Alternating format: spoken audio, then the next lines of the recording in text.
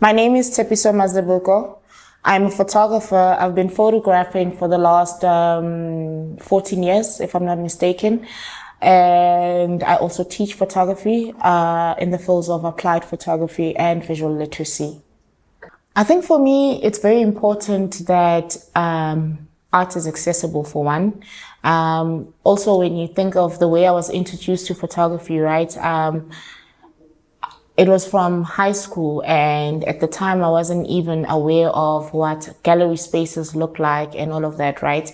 And I think when you're beginning, the aspiration is to get into those spaces, but when you're practicing, you start to realize there's a lot of scarcity in the outskirts, because when we create photography or art, we created, well, for me, I created for the people I photograph or my community, and it needs to be relatable. So then what the white cube does is it creates this polar effect where you only have to know about it to be in the space, right? And also you see it with people that are traveling, especially in Joburg. They always think that you have to pay something to kind of like get in. And I think I'm one person that is really like for that, like have a show at your car wash, have a show, gupi, all of that for me. And I think it's very important to also just how do I put it? To break the cycle of it being a profession, and, because at the end of the day, we are documenting our lives, and it's really nice to be presenting your work in a room of people that can really understand what you're saying, and also it could be a shared experience without having to have the artist statement sitting there, So yeah, being exposed to both sides of the art world, the professional world, and also the freelancing, the collaborative, you kind of have to, I think, have a balance between that. And what it does with my work is it just shows that I can coexist within whatever space. And also what I like for me and personally is that my work is not clouded by having shown at this museum, then therefore I can't show at a local plaza. So for me, working with the hybrid space project is also for me aligning with how I see my art to be. Like I want to be able to show my work wherever without the burden of saying so-and-so can't show here because so-and-so is that person, So it's definitely aligning with where I'm going with my career. I think for me, where I'm at is, I'm at a very contemplative spot in my career.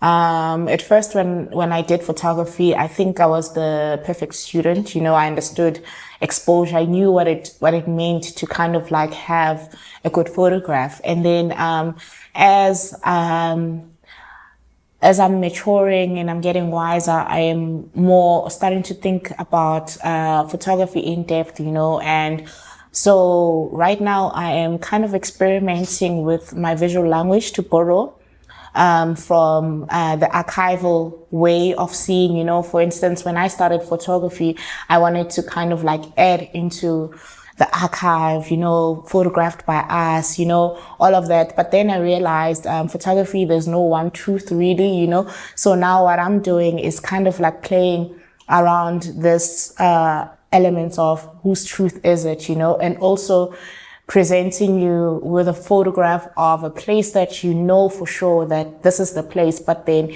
when you see it in a photograph, you can't really pick up where that place is, to remove the element of time. So that's what I'm doing. I'm kind of experimenting to create my own fiction, to also put this narrative of, even if when we are doing photography and we are saying we are representing the people we photograph, the deeper question is, are we really? So that's where I'm at, where I'm trying to play around how I am imposing myself with the people that I'm photographing and how they are also projecting themselves to me, and it becomes a collaboration without the burden of the perfect image composed nicely. So now it's just, I take the shot and I'm out. The rest, I don't really care much more about technicality now. I think I'm drawn to messy photographs. That's what I like now.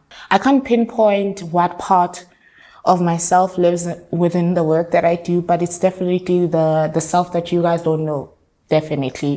The self that a lot of people know is the very hi, hey, how are you guys, and whatever. But I think the self that comes through when I photograph is the one that is quite observant and also very empathetic, but also it's a very pained individual that is quick to see when somebody's hurting. And I think that's why I also kind of like gravitate towards people that have a lot to say with their face without saying it, because I don't know, it's like also not going around looking for people with pain or whatever. It's in the eyes, you just know when you've bonded with someone that you're photographing. And sometimes it's not necessarily even about the image of getting their face. It's like photographing subtle things like your hands, how you when I'm talking to you, maybe you're doing this.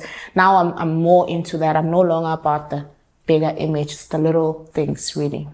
I think for me, of recent, I've started to say I'm a visual poet because I think I'm quite conflicted when I have to explain a photograph, especially using the jargon that the art world uses, to explain photographs. Because sometimes when we say our gifts are not ours alone, sometimes I'm just photographing and I'm not even, in that space, but it's only afterwards when I see the photograph, So for me, it's a very spiritual thing when I photograph, and when I say capturing emotion, I can't tie it down to one specific emotion to say, I want you to feel sadness. I want you to feel this, but basically to say, feel what you feel without me telling you what you feel. I think home has been and still is a very layered concept. And I think many artists are forever exploring the concept of home. And for me, what home means, at first, I never really understood the concept of home. And I think as a student, I tried to, and it manifested. I only know now because with photography, I've become very self-aware. It's going to people's homes to see how life is like in their places, and then you're photographing it, and then you come back and you look at your own home, and then you're trying to see the similarities. Is this home? Is this not? And then obviously when you're friends with artists, then you meet nomads that are like, home is where the heart is, and then you think home is like in the streets with your friends or whatever. But of recent, I think home is here, inside, for me. Identity and memory are really big, topics, right?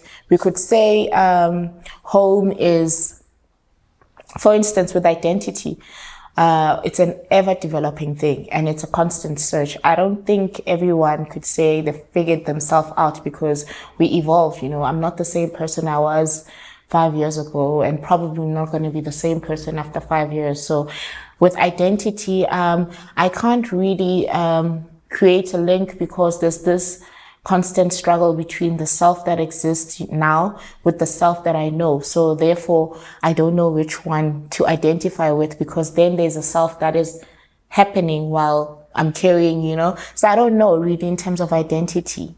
Where would I put it? But with memory, again, memory, like photography, is based on your truth, right? I could account other things the way I remember them, and maybe my brother remembers it differently. So both of these concepts are also about understanding that at the end of the day, it is only showing you, and it's projecting how you also see the world and your views really, So I couldn't really come up with a definition for home. So the two concepts for me, home and identity, are quite similar, So with memory, it's how you remember it. And obviously there's a little bit of aspiration and desires that come through in terms of how you want it to be seen, right? And with identity, for me, it's something that I'm still grappling with. It's something that, with identity, it deals with a lot of topics of a sense of belonging.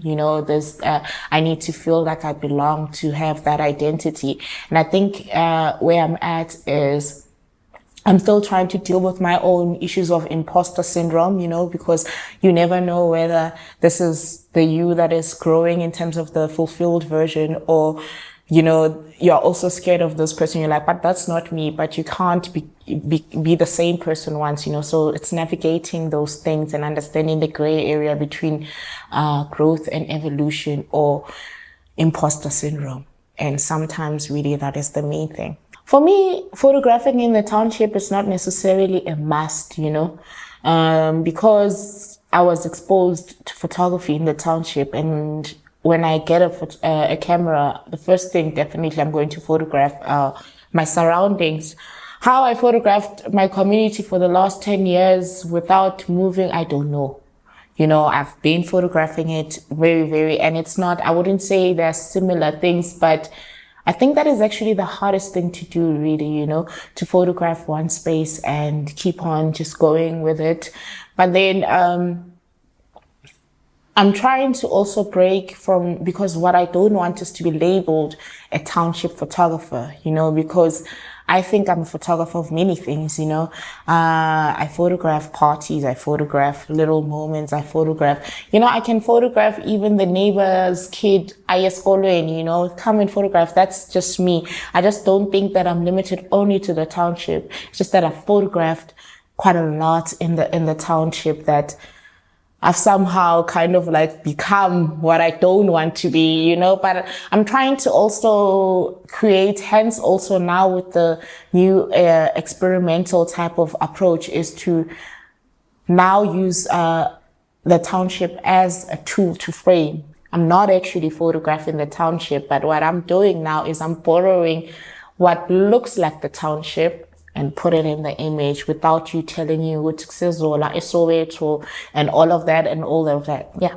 I always say that I carry the people I photograph with, and it's not necessarily to say in a voyeuristic type of approach to say, but in reality, when you photographed people's homes, you have to understand the level of trust, right?